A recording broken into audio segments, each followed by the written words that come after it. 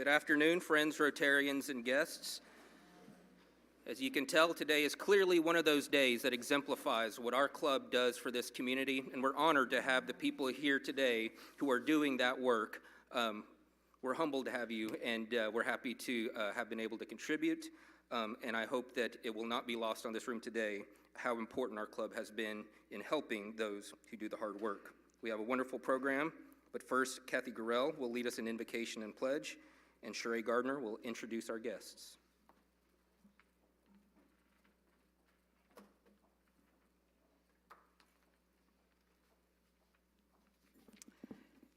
Good afternoon. Will you join me in prayer? Lord, we give you thanks for this opportunity to freely meet together and to celebrate with all our heroes in the nonprofit community.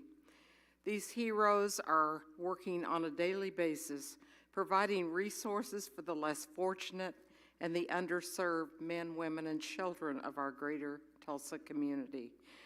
We thank you that we have been able to make a difference for a few organizations through our foundation and service above self volunteerism.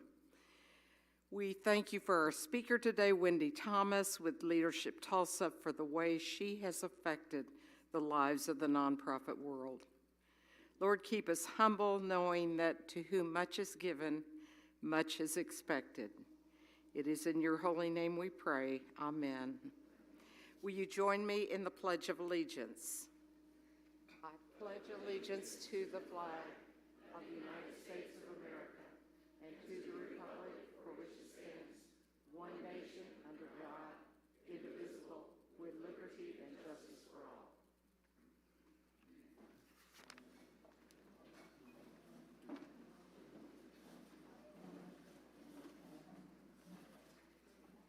Good morning, Rotarians. We got a large list of guests today.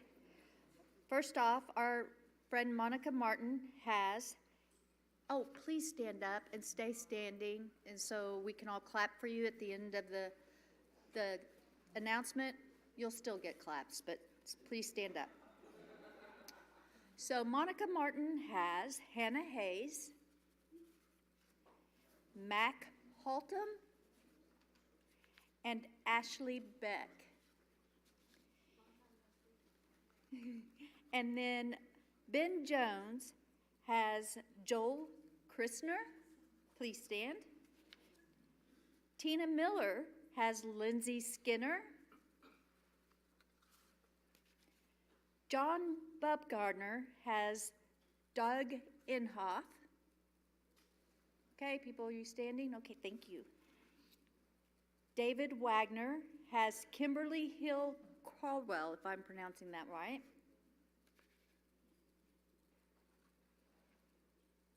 Caden has, okay, Caden, correct me if I get this wrong. He has Emma C., that is his guess. She's a junior at Princeton, interning at Caden's law firm at Fredericks Dorwart Lawyers. And then we have a guest Rotarian from the Sunrise Rotary. It's Susie Henning. Please stand. Everyone, please give a big round of applause. Thank you.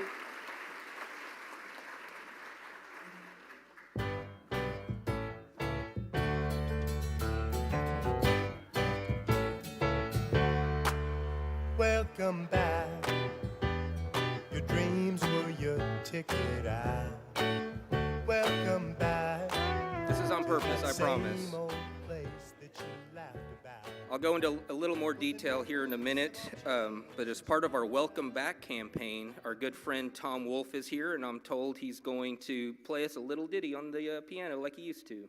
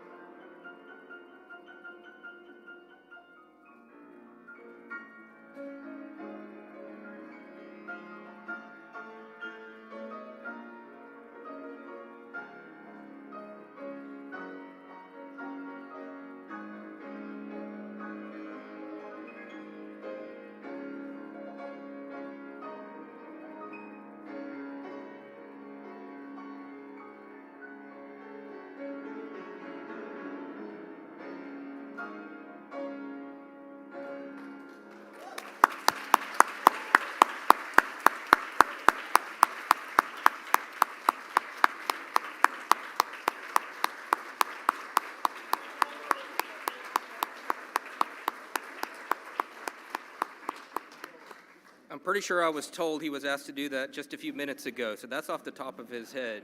Thank you, Tom. Welcome. That leads us to membership. We've had an incredible year through the work Barney and his team have done, which recalls the question, do you remember when you were first invited to join this club? I remember when Jesse Guardiola asked me that question, and here I am today. What a great moment it was when being welcomed into this club, probably by someone who thought that you'd love it and we'd love to have you. That person, who we refer to as your sponsor, saw the value of Rotary and wanted to share it with you. So this month, we're inviting you to share Rotary with someone you know. Think of a friend, a colleague, someone who shares your passion for service and loves connecting with good people. Invite them to a meeting. Show them what we are all about. Making new friends, building networks, getting involved in community projects that make a difference, and having fun throughout the process. Also, if you have a friend who was once a member here, please reach out to them and invite them to one of our next few meetings. Past President Tom Klenda is leading an initiative among other past presidents to make a personal invitation to bring back people who we may have lost through the COVID pandemic or otherwise.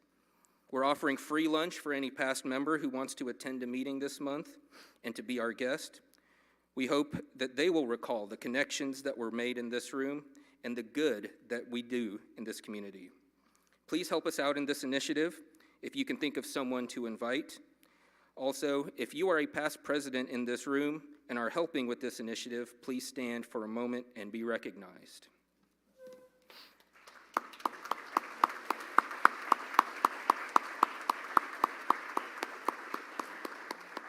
So again, please think of people who you recall being past members and help us in trying to bring them back.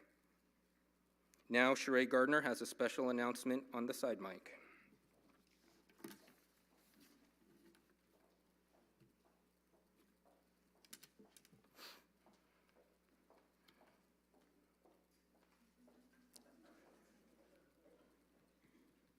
I was going to make you guys do the hand raising with your your right and your left arm, but I will save that for later. Guess what's coming back? Yes, the Golden Circle Gala is coming back. And this time there is no excuse because I looked up all the football schedules. So the date is September 26th. Guess where it's going to be? It's going to be at Southern Hills, and it's going to be amazing. The theme this year is The Magic Continues, and I'm going to have some little surprises when you show up. It's going to be a fun and magical evening. Sponsors that sponsored last year, if you'd like to sponsor again, or if you'd like to be a new sponsor, please reach out to me, Phil, or Dylan, and we will get you connected. Tina is going to have an easier link for you guys to sign up, and that will be in the Monday minutes. So it's just going to be the most fabulous time. Just think the magic continues of Rotary. That was this year's theme. We're just going to continue it a little bit longer. So thank you.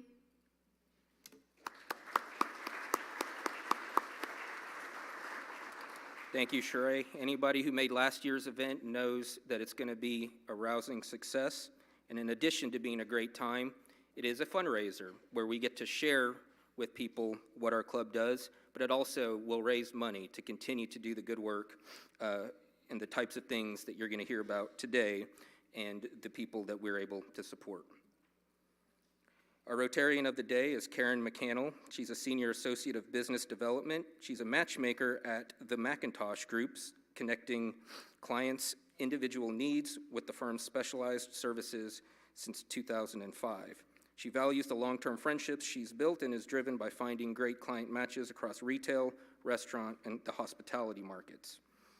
Karen works closely with TMG principals on business development, oversees HR, payroll, accounting, and administration. She studied human resources at the University of Alabama and at Oklahoma State. She's active in her community. Karen is a past president of Leadership Tulsa, current board liaison to Tulsa Changemakers, and serves on the AIA Eastern Oklahoma Golf Committee. She's also, of course, this club's president-elect nominee. Please welcome our Rotarian of the Day, Karen McCannell.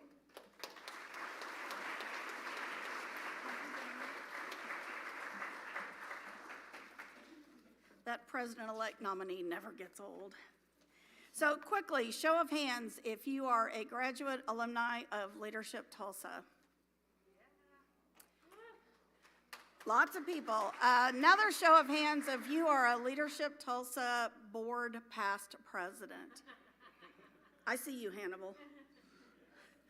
So Wendy Thomas served as executive director of Leadership Tulsa for 21 years, where she mentored and guided countless boards and board members. During her tenure, she significantly expanded the scope and impact of Leadership Tulsa's programs. In 2020, Wendy launched a new initiative offering consulting services in team building, strategic planning, nonprofit capacity building, and board development, supporting Leadership Tulsa members and nonprofit partners alike. Wendy is frequently called upon to help organizations navigate pivotal moments such as leadership transitions, startups, and periods of financial or operational crisis. She is a respected speaker on board governance and best practices, a skilled facilitator of group processes, and a coach to individuals serving on nonprofit boards. In January of 2002, Wendy stepped into her ED position with Leadership Tulsa, partway through Leadership Tulsa Class 28. Classmates of mine are Carl Vincent and Jan Lobb, and we're very excited to welcome, a big Rotary welcome from my dear friend, Wendy Thomas.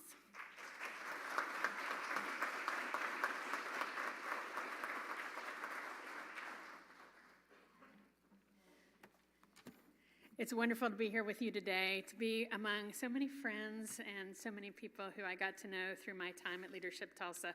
I did leave my role at Leadership Tulsa 2 years ago to do nonprofit and organizational consulting in a sort of semi-retired way, and I just never am beyond awe at the work that the good people of Tulsa make happen for this community. So I'm so happy to be here with other people who share that love for Tulsa's nonprofit community and talk to you about navigating nonprofit trends, some challenges and opportunities that I've seen. But to start us off, I'd like to remind everyone about what a big part of Oklahoma's economy our nonprofit sector is.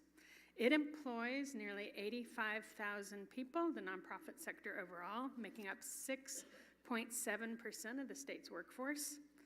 The revenue it generates is nearly $15 billion in annual revenues, much of which goes into payroll in most nonprofits, biggest line item, so help keep Oklahomans employed.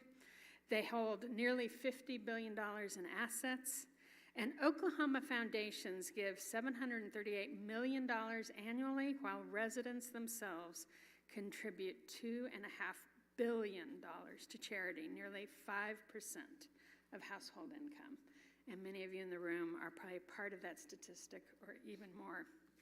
The insights I'm going to share today are insights I've had working with over 100 organizations in the last 5 or so years, as well as my discussions with other local and national industry consultants. And I want to start by highlighting some key trends that I see in nonprofits. And if you are involved in nonprofit organizations, some of them may sound familiar to you, and some of them may be things that you want to keep a look for.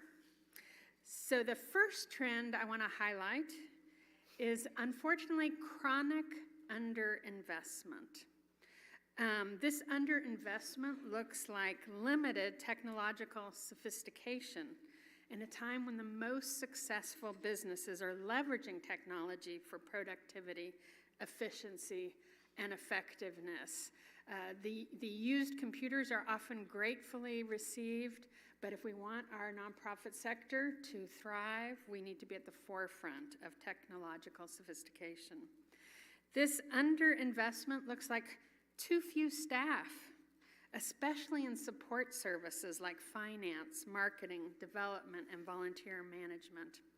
These things might have traditionally been categorized as overhead, but the wisdom that you have to keep overhead as low as possible is outdated and hasn't really stood the test of time.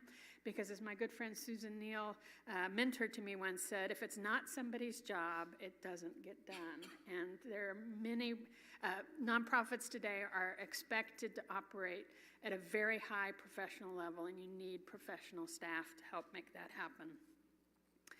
Nonprofits are under constant pressure to do more with less. Please banish this phrase from your vocabulary. Productivity gains eventually reach a breaking point. And I've got to tell you that burnout is rampant, especially in the helping fields, where not only are people trying to meet the needs of their clients and our community, but often feeling that they're not doing enough and they're not measuring up. Nonprofits are often under pressure to always be adding new. How many times, whether it's someone speaking in an environment like this or applying for a grant, we want to know what's the new thing you're doing. And that can be very important. Innovation is hugely important in the nonprofit sector. But we also have difficulties letting go of the old because we're very invested in the things. And so keeping that eye on what is the most crucial and central aspect of what that organization does is so important. There's increasing churn between startups, nimble, new, and the legacy institutions that have provided the backbone for our nonprofit and social safety net for many years. And in the middle is what I call the messy middle, which are mid-sized nonprofits who are balancing this need I was talking about earlier for a great deal of professionalism in the way they communicate, in the way they interact with funders, in their financial management. But they do it with limited resources and are very much stretched thin. The second trend I'd like to highlight are challenges in volunteerism engagement. And this has been especially prevalent since the pandemic. So Zoom meetings have been a blessing and a curse, right? They help us be more efficient in how we interact. We can tap in from anywhere in the world we might happen to be. But I've noticed a trend, particularly since this has started, that board camaraderie in our community, on our community boards, is really struggling. And it's those personal relationships that you build on those boards, the personal relationships you build in meetings like this, that allow you to really stick with it when it gets tough, right? To work through differences of opinion or hard times.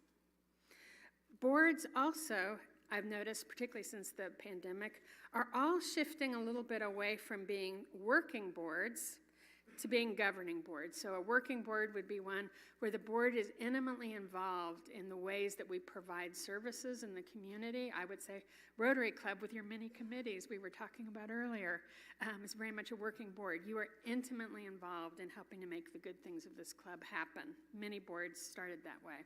But we've seen this shift as more and more boards are going to a more of a governing level, where they're more deeply involved in policy making and oversight and governance and financial management. It's not a matter of being good or bad, it's just a shift that I've identified. And that means we've really had to focus on recruiting board members with professional skills. And another shift I've seen in boards, this one really more over the last couple of decades, even as long as I was involved with Leadership Tulsa, is that more and more boards are coming from the professional sector, not necessarily the sector of wealth, which means that the board's role in fundraising is changing a lot. They can't necessarily pick up the phone and bring in the really big checks. So fundraising becomes a very joint activity between board and staff and has also become much more professionalized. We've seen a decline in volunteer workforce. Part of this is seniors staying in paid workforce much longer, impacting volunteer labor supply. Low unemployment has also added to this, and many organizations are having to pay for services that used to be donated, and I've particularly seen that in working with some of my clients who now are paying for roles that used to be filled by volunteers. All of this is to say there's still a huge desire for in-person connection, but our work-life balance has caused a fragmentation And while we demand relationship building opportunities, we're also super busy and overscheduled. You probably feel that at times yourself. And how do we fit it all in? And I've seen this show up as donor fatigue. People are more willing to show up for really big things like galas that you were talking about. Leadership Tulsa's Women's Leadership Summit can still get hundreds of women in the same room together, but harder to get people together for the little things like, and Leadership Tulsa class happy hours were harder and harder to figure out. So our worlds are both huge and much smaller. The third shift is one that your club, like others, has been navigating for years now, is generational shifts, and also shifts in the way work is done, workplace evolution. So nonprofits in our community are also seeing leadership shifts, often from boomers to millennials. Interestingly, fewer Generation X, especially in those leadership positions. As millennials come in, there's a huge focus on organizational values. They have a commitment to inclusion, social justice, and they want organizations that not only do good work, but that the work aligns, the way the work is done aligns with their values. Part of this generational shift is also a rise in what I call activist philanthropy. Again, not good or bad, just a trend, where philanthropists see a change as something they'd like to see happen in the community, and rather than wait passively for nonprofits to submit proposals, they go out and seek nonprofit partners to help them make their vision come to reality.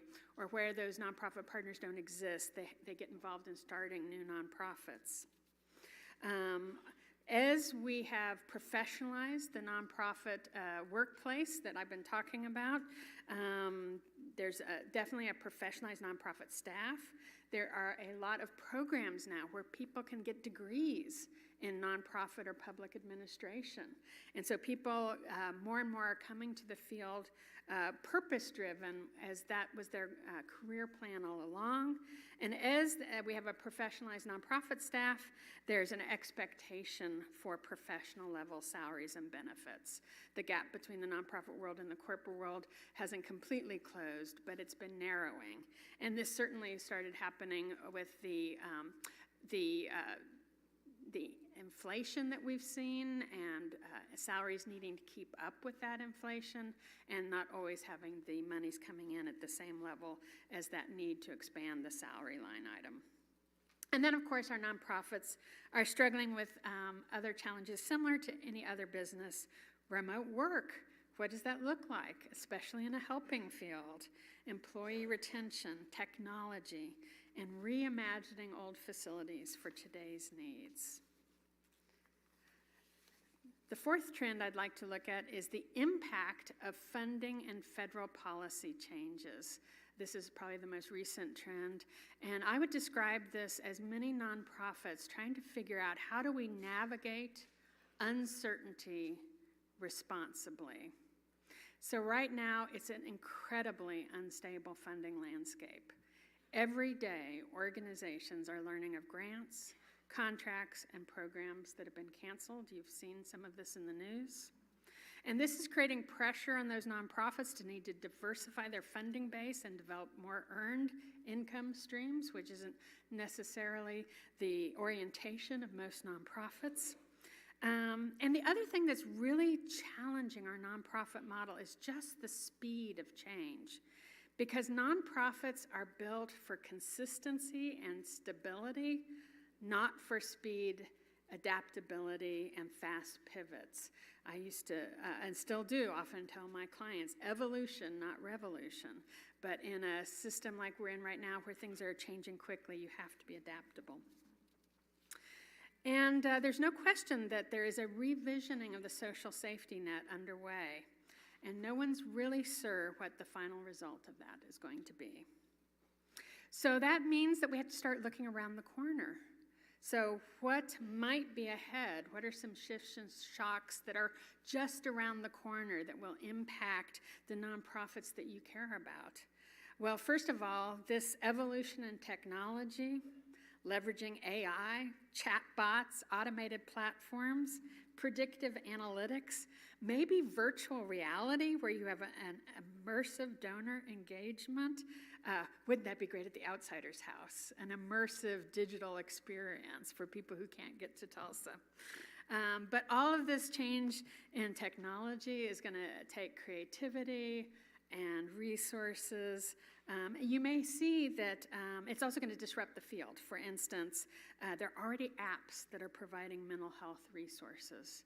Is that good? Is that bad? Time will tell. I don't know. Another shift that we may see is more collaborative funding models, more shared service arrangement and fractional employees where multiple organizations share a bookkeeper, share a marketing director, share a grants writer. I think that's something to look at. And I think we will probably likely see mergers of organizations that either have similar missions or similar client base. And I think merging around people who are serving the same client base could be very interesting. And we're already seeing fundraising innovations, more community-driven solutions. Sometimes something hyper-local and very targeted can be more effective and efficient than something large and national.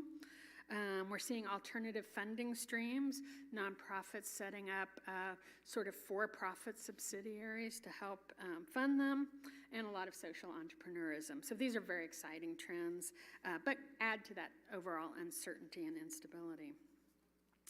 And then I'd like to highlight some unknowables, things that should be on your radar screen, but we simply don't know the answer yet. For instance, will there be a wholesale reimagining of the IRS code that governs nonprofits? I don't know, but you can hear talk of it in certain circles. Will the federal move away from supporting a social safety net be permanent, or will the pendulum swing the other way? I don't know. Too soon to tell. But I do know that you in this room have the opportunity to strengthen nonprofits that you care about. You can do this by investing in leadership. I say competitive executive salaries are critical, especially in top positions in institutions with large budgets and many staff. Running a nonprofit organization is running a highly complex business. You can do this by investing in governance and training. Education and best practices for staff and board is crucial. You can do this by investing in mission-centric focus, always prioritizing impact over specific programs or specific old ways of doing things. Especially in a time of churn like today, there can be no sacred cows. We must be adaptable. Invest in flexible funding. For those of you who are giving funding, fewer restrictions on philanthropic investments enable your favorite nonprofits to be more adaptable. And finally, invest in succession planning. How do we ensure nonprofits transition leadership smoothly? Your single most important investment in the success of your nonprofit is your executive leader. So in conclusion, don't take the nonprofit you love for granted. Engage deeply with your time, talent, treasure, and connections. Choose fewer, deeper engagements. Don't spread yourself so thin you can't be effective. And finally, you have the opportunity every year at every season of life to answer that age-old question: what is my work to do in the world? What is your work to do in the world? And then dig into that with all your heart and soul. Thank you very much.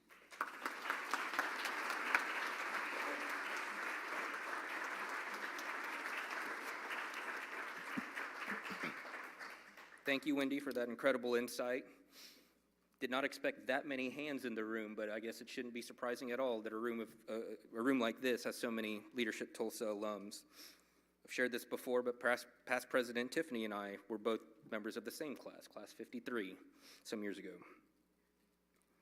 Now please welcome DJ Morrow Ingram for a special Club Foundation presentation.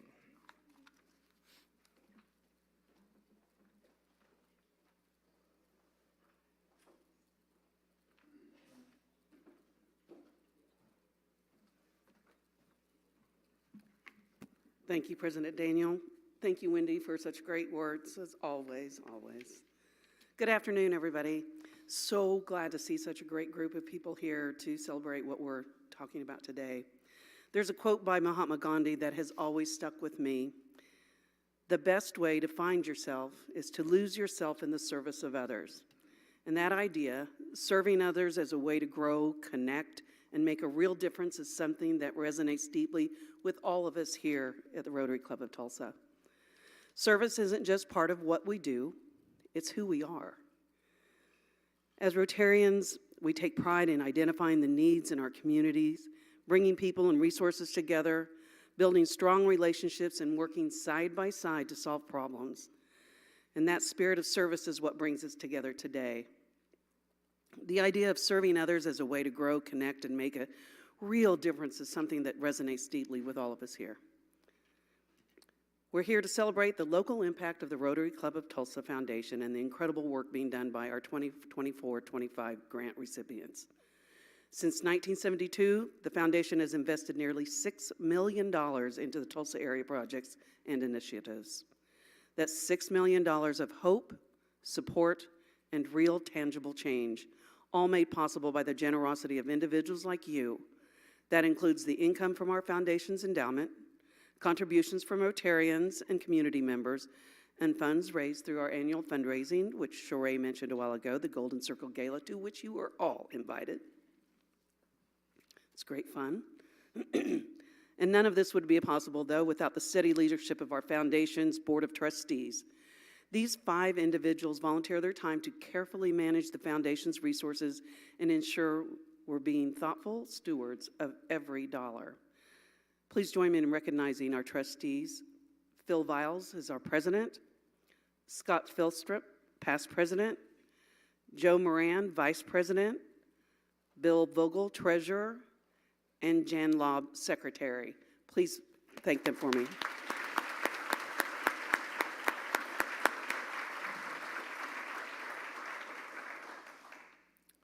I also want to personally thank the members, the 18 members of the Club Foundation Grants Committee. This group of committee members take on the long process of reviewing all of the grant proposals and applications and dedicating months of research and study and interviews and visits to making sure that we are truly investing the Club Foundation money in the best way possible for our community. If you're a member of this committee, would you please stand?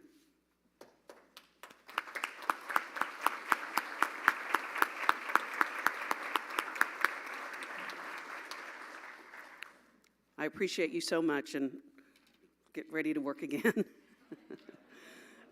Thank you for your service, your insight, and your commitment. So now it's my time to share the exciting news. This year, the Rotary Club of Tulsa Foundation is awarding $143,684 in grants to 12 outstanding nonprofit organizations, all of whom are represented here today. Each one working every day to uplift our community and serve those in needs.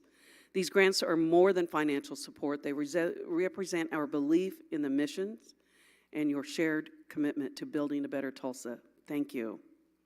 At this time, I'd like to invite the representatives, as I call your names, from each of our grantee organizations to stand, and so we can recognize your work, and if we can hold our applause until the end of all of it. So it's 12, so it's going to take a moment. We have with us today CAP Tulsa, who is receiving $19,740 for sensory equipment supporting inclusion services. With us today are Felicia Dethridge and Amy Amatucci. If you'll just please stand. Don't clap yet, or we'll be here all day.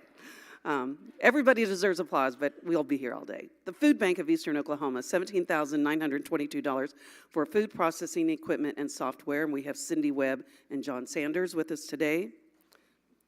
The Girl Scouts of Eastern Oklahoma, $11,665 for a new mower, which sounds a little trite, but trust me, and when you run camps like they do, they needed that. We have with us today the newly named Executive Director Melissa Bogle, Kristen Hickson, and Amanda Turner. Grand Mental Health, $10,000 to purchase new beds. We have with us today Selena Stokely, Avery Wilson, Justin Miles, and Kim Hill. The Griffin Promise, $8,000 for a sensory gym. We have with us Lori Frederick and Lauren Yeager. Lilyfield, $5,493 for capital improvements to their North Tulsa facility. We have Diane Smith and Amy Emerson. Parkside, $10,000, $864 for smart boards. We have Dr. Kathy LaFortune and Christy Turner. Pathways Adult Learning Center, $10,000 for furnishings for virtual teaching studio. Susie Henning and Monique Scraper are with us. Pause for Pause, $15,000 for an SUV to transport pets to foster care for the unhoused. We have Katie Inhofe and Cindy Webb. And Reading Partners, $5,000 for book purchases that children will be able to take home and keep. We have Olivia Martin and Courtney Rodebush. The Tulsa Day Center, $20,000 for an SUV for the Rapid Response Rehousing Unit. We have the Executive Director, Mac Haltom, and I've known him for years, Hannah Hayes and Monica Martin.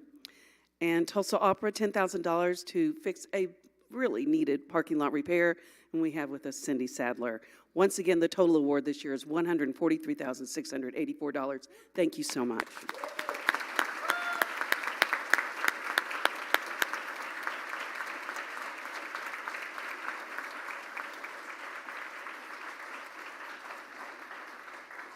To our grantees, congratulations. Your work represents the best of our community.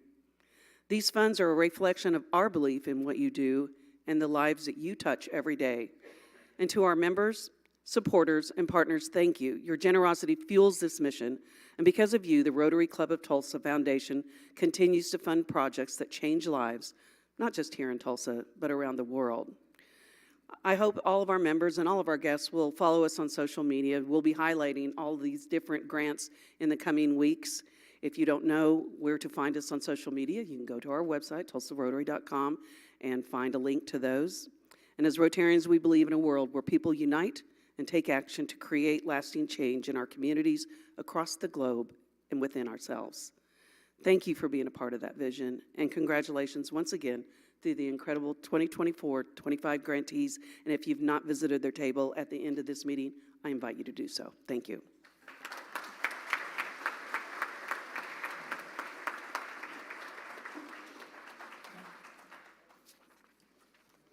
Thank you, DJ, and again, thank you to our guests here today for everything that you do.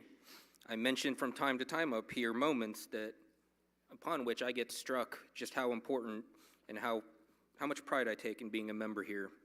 We really do help make a difference, but again, the people, our guests here today, are the ones who put their particular areas into action. And again, thank you for what you do, and thank you to everybody who has participated on the committee and in making today's program happen.